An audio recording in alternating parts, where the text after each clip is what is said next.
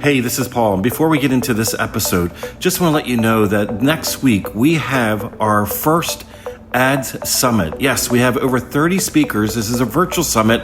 It's 100% completely free, and you can learn the ins and outs no matter where you're at in your ads journey, whether you're a beginner or if you're intermediate or you're scaling your ads. It's like a buffet. You can pick and choose which speakers, which presentations that you want to watch over the next 3 days. It's coming up this week. So head over to adssummit.com. Again, that's Ads Summit. So that's 2 S's in the middle there. adssummit.com. And we'll see you on the inside.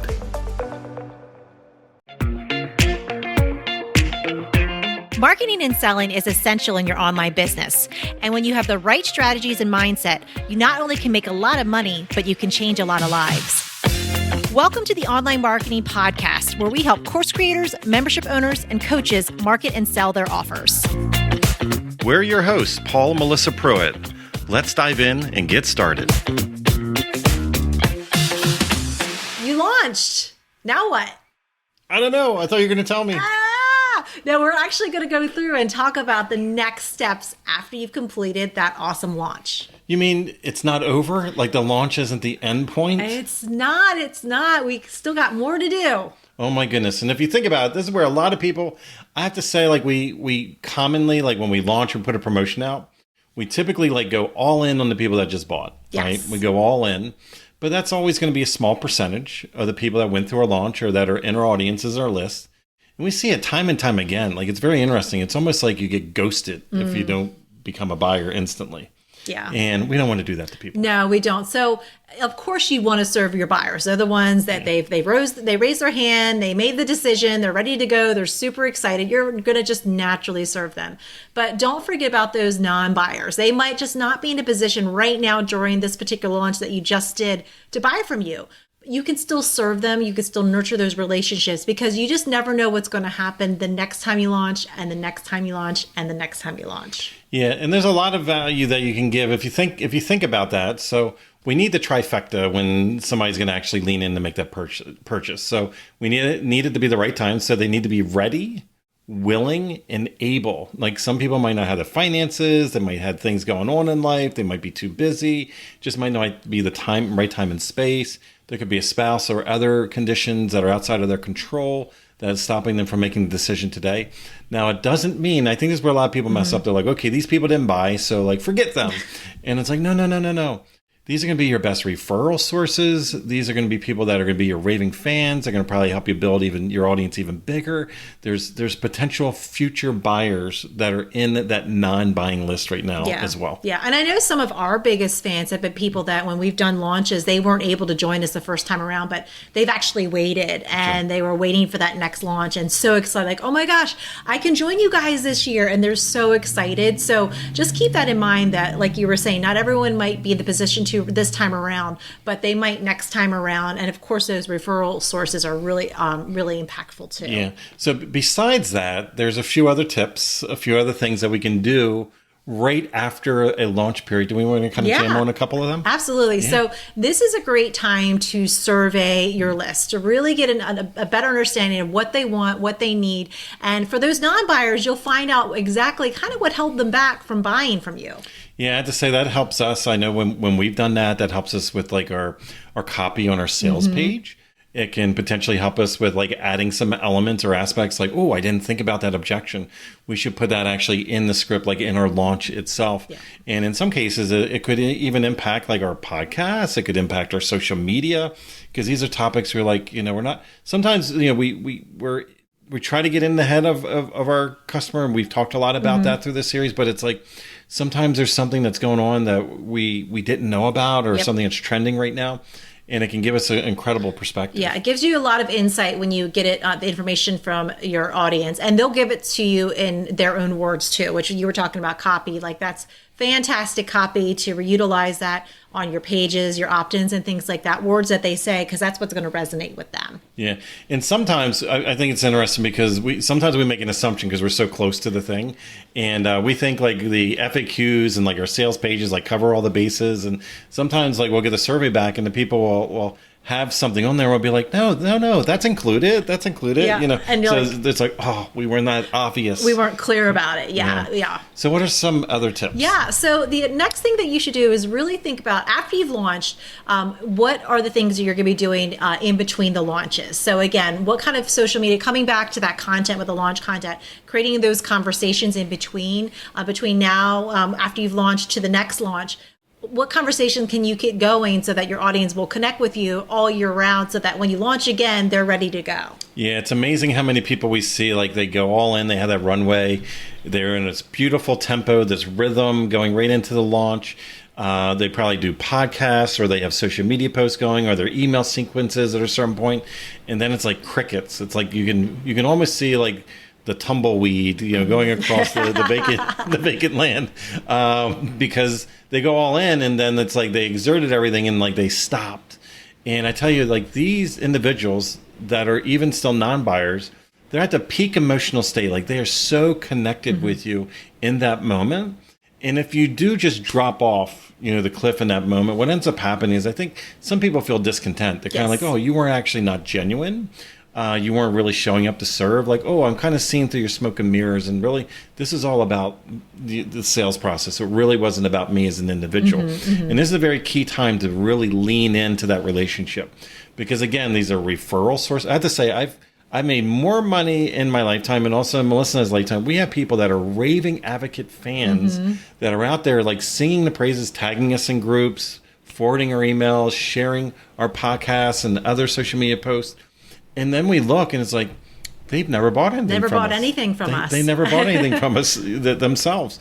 And it's like, so don't discount those individuals that are out there that are singing your praises. And a lot of them just came out of your launch. Yes, absolutely. So after you get through that, the next thing that you should definitely do is a launch debrief. You should do this right away. And the debrief is really just going to allow you to go through the process of your launch, because you went through a lot.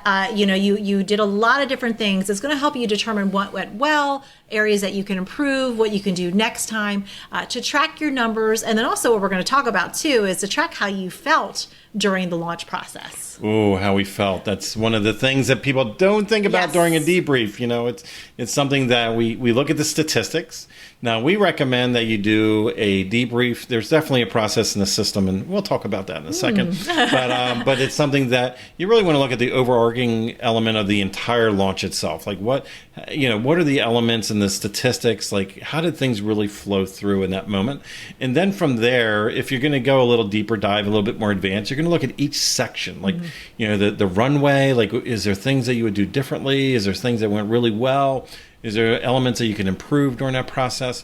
Then it's like the serving, the content element. You might have seen, like, from video 1 to video 2, like a big drop off of people.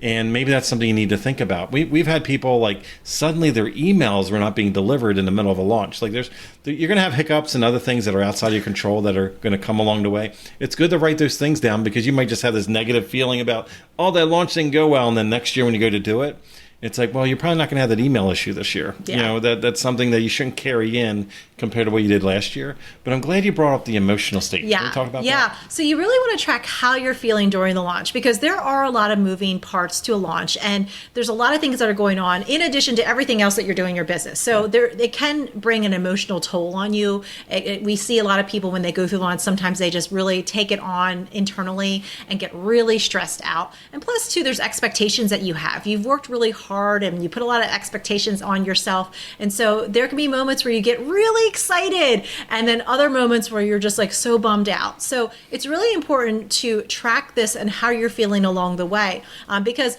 with any launch, there's going to be dips and valleys. There's going to be highs and lows. So you definitely just want to make sure that you're tracking that along the way, so that historically, when you go back and you look, oh, you know what? I was really pumped up. I felt really good day 1. And then day 2, it kind of just slowed down and I felt a little bummed out. Track that. Track how you're feeling, so that when you look at it the next time you launch, you can say, oh, you know what? This is kind of normal, because this is what I went through last year. Yeah. And you know what's interesting? I feel like this is the life of an entrepreneur in general. Like, this is how we have those those highs and lows, those peaks and valleys. Sometimes we call that Monday, right? But it seems to definitely be amplified because we put all this energy, this effort, this momentum into this short period of time, into this launch, that I feel like if normally our ups and downs on a daily basis are like, right here, which is very low level. It's like, I feel like in a launch, it gets amplified because it's like everything's condensed in a short period of time. And honor that and make notes along the way. That way, when you go in and also when you look back on, you kind of perspective. You go, and next year when you're like on day 2 and you're kind of like, oh my goodness, it's the end. We're like, oh, hold on. That's what I felt last year, and everything was okay. It was all right. We were okay, So I think that's I'm glad you brought that up because that's a very important element as well. Is there any other tips or perspectives we can give? And just one other thing we just want to leave you with is to really just give yourself grace and give yourself patience. Every time you launch, you're going to get a new perspective. You're going to learn something new. There's always going to be hiccups. It doesn't matter how long you've been doing this. We've been doing it, and we always experience some sort of hiccup in every launch, and everything always takes a little bit. There's things that take longer than you think it's going to take, but give yourself grace during this period because every time you launch, you're going to learn something new, and just keep launching. That's going to get your offer out there in front of your audience. It's going to make you relevant to your audience. You just have to just keep doing this over and over and over again. Yeah, and we learned along the way. We reference it as a success tax. Yes. So you're just going to have these hiccups. You're going to have things that are going to happen. Most of us are not professional launch experts where this is what we're doing 7 days a week for our entire lives. So we come in and out of these moments and these promotions, these time events. There's a lot of moving parts. There's things that are happening that we just don't deal with on a daily basis. And to give ourselves permission to have grace. But you reference the perspective and the experience that you gain from that. Like, knowledge is amplified so much quicker when you actually do the thing. So a lot of people are trying to perfect a launch before they ever do it.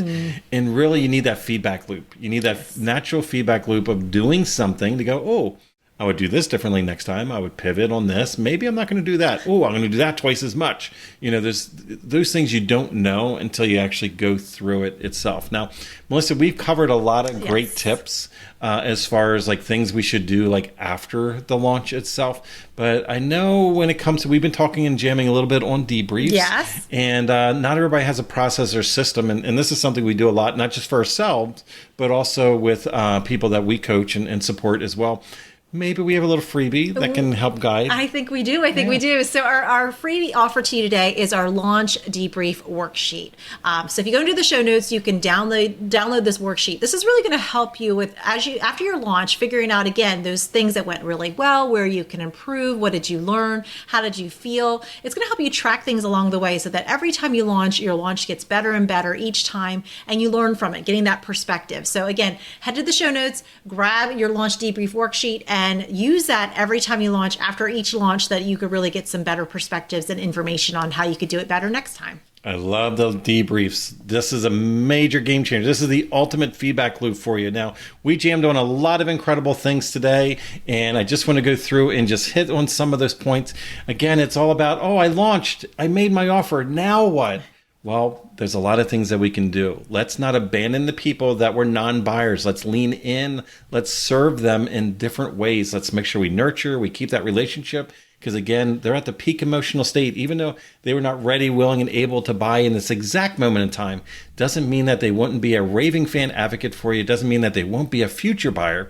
So we really don't want to drop the ball on them. We want to think about other things that we can do during this period of time. We could potentially survey them. We can find out what their objections are, their limiting beliefs. These are things that we can update our social media, our sales pages, our actual offers, and even our launch mechanism itself. We can implant some of these elements that we learned from them with this feedback loop. And speaking of feedback loops, a launch debrief is incredible. This is where you're going to get the ultimate feedback, where you're going to be able to go back and reflect on all the things that you went through, so especially those emotional things, not just the statistical, the logical side of things, so that we can gain perspective and be able to improve slowly over time as we launch more in the future. But at the end of the day, what's going to happen is we need to give ourselves some grace. This is something that we're doing that we're typically not experts on. We're going to lean in, give yourself some patience. Every time you launch, you're going to gain that perspective. You're going to gain that experience. You're going to get better and better and better as you keep going. This was an incredible episode today. Yeah, so much information. If you love today, make sure you subscribe to the Online Marketing Podcast. This is where we talk all things about marketing and sales in your online business, and share it with a friend. We love talking about this every week, and we would love for them to join us. Yeah, so don't forget, we got that launch debrief worksheet that you can download today. And also don't forget, you're just one launch away from becoming an adaptive marketer. If you would like to work with us and our team to help you snap up more sales and incredible clients with a stellar marketing strategy that works, go to adaptivemembership.com and sign up for our wait list.